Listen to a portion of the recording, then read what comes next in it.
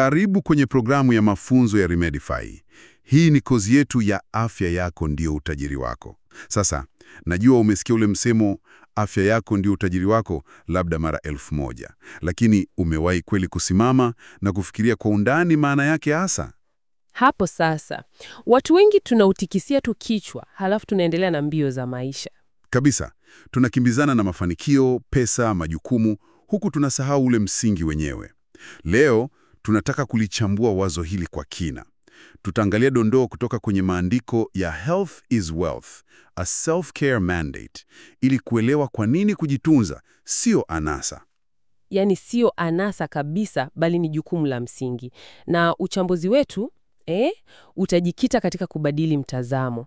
Badala ya kusubiri mpaka uumwa ndio kimbilia kwa daktari, Ambapo wengi wetu ndivyo tunavyofanya. hasa tutaona jinsi ya kuchukua hatua za kujikinga sisi wenyewe. Sawa, na tutaanzia wapi safari hii?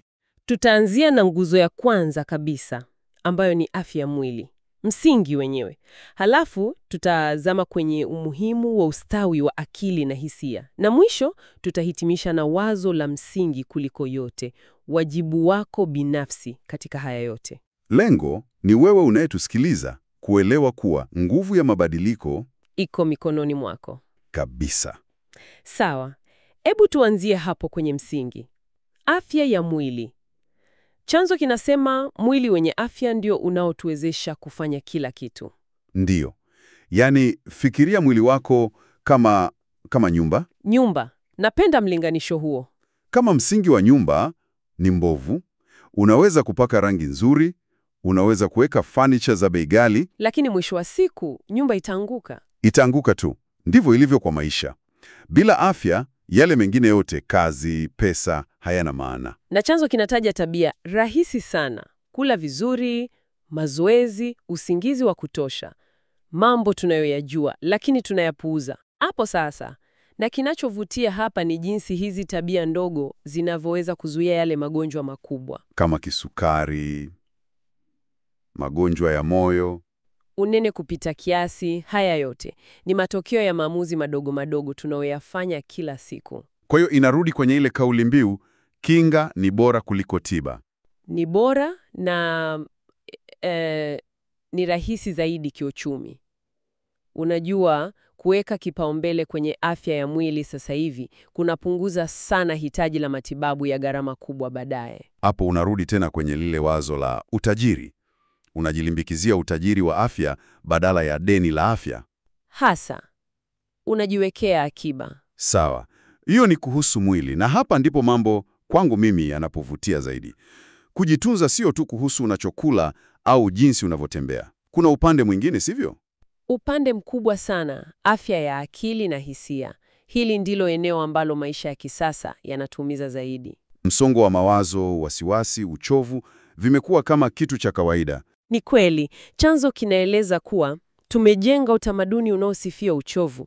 Unamsikia mtu anasema, nimefanya kazi masaa 18 na watu wanamshangilia, Wanamuona kama shujaa. badala ya kumwona kama mtu anayejihatarisha. Na nataka nikuulize wewe unayetusikiliza moja kwa moja, umewahi kupuuza hisia zako ili tu ukamilishe jukumu fulani? Kila mtu amefanya hivyo. Unajisikia kulemewa, lakini unasema, acha nimalizie hii kazi kwanza. Na chanzo kinasema hapo ndipo tunapoanza kujijengea matatizo makubwa kama sonona. Sasa ufumbuzi ni upi kulingana na chanzo chetu? Kwanza ni kukubali kuwa kupumzika sio uvivu. Kupumzika ni sehemu ya kazi. Pili, kinazungumzia mbinu kama kutafakari, yani meditation, na kuwa na utulivu wa akili, yani mindfulness. Watu wengi wanachanganya haya mawili. Unatenga muda maalumu, labda dakika 10, unafanya zoezi la kutuliza akili. Sawa. Lakini mindfulness ni jinsi unavyotumia hiyo misuli ya akili siku nzima. Unapokuwa unaendesha gari, unapokunywa chai yako, unakuwa hapo kikamilifu. Kwa hiyo sio lazima ukae kimya kwa saa nzima. Hapana kabisa. Ni zoezi la kuwa hapa na sasa. Na lingine muhimu sana ni kuweka mipaka. Kuweka mipaka. Hilo ni gumu kwa wengi. Kujifunza kusema hapana. Kusema hapana kazini, kwa marafiki, hata kwa familia wakati mwingine. Ni kujilinda. Kupuuza mipaka ni kama kuacha mlango wako wazi. Mwishowe unashangaa kwa nini nyumba yako haina amani. Haya ni mambo mazito na muhimu sana ya kutafakari. Ninaamini unafurahia kozi hii. Na kama ungependa kupata rasilimali bora zaidi kuhusu afya yako pamoja na mafunzo ya Biblia bila malipo, unaweza kutembelea https website beacons.aikk2020. Sawa, hebu tuchambue hili kwa undani zaidi. Tumezungumzia mwili kama nyumba na akili kama mwenye nyumba. Lakini chanzo chetu kinasisitiza kanuni moja kuu inayoyaunganisha haya yote: Wajibu binafsi. wajibu binafsi. Hebu lifafanue hilo. Yaani chanzo kinasema waziwazi, hakuna mtu mwingine anayeweza kuitunza afya yako kwa niaba yako. Hakuna. Madaktari wanaweza kukupa ushauri na matibabu, lakini Hawezi kukufuata nyumbani kuhakikisha unakula mboga za majani. kabisa hawawezi kukulazimisha uende ukimbia au ulale mapema.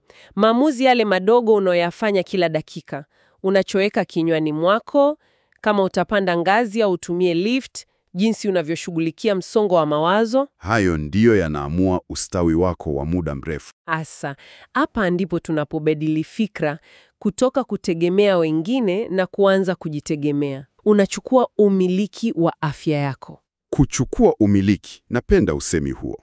Na sio lazima yawe mabadiliko makubwa. Chanzo kinatoa mifano midogo kabisa, Kama ipi? kama kunywa glasi moja ya maji zaidi kila siku, Hilo linawezekana. au kutembea kwa dakika 5 tu baada ya kutoka kazini kabla hujaingia kwenye gari. Vitu vidogo vyenye matokeo kubwa. Hasa, hii inathibitisha kuwa wewe na sio mtu mwingine ndiye mwenye udhibiti. Sasa, baada ya kuchimba kwa kina kuhusu mwili, akili na wajibu binafsi, haya yote yanamaanisha nini hasa? Ujumbe mkuu tunaopaswa kuondoka nao ni upi? Kwangu mimi, ujumbe mkuu ni huu: afya ndiyo utajiri mkuu tulionao. Bila afya, pesa, mafanikio, mali, vyote havina maana yoyote. Ni kama kuwa na gari la kifahari lakini huna leseni ya kuliendesha. Mfano mzuri sana.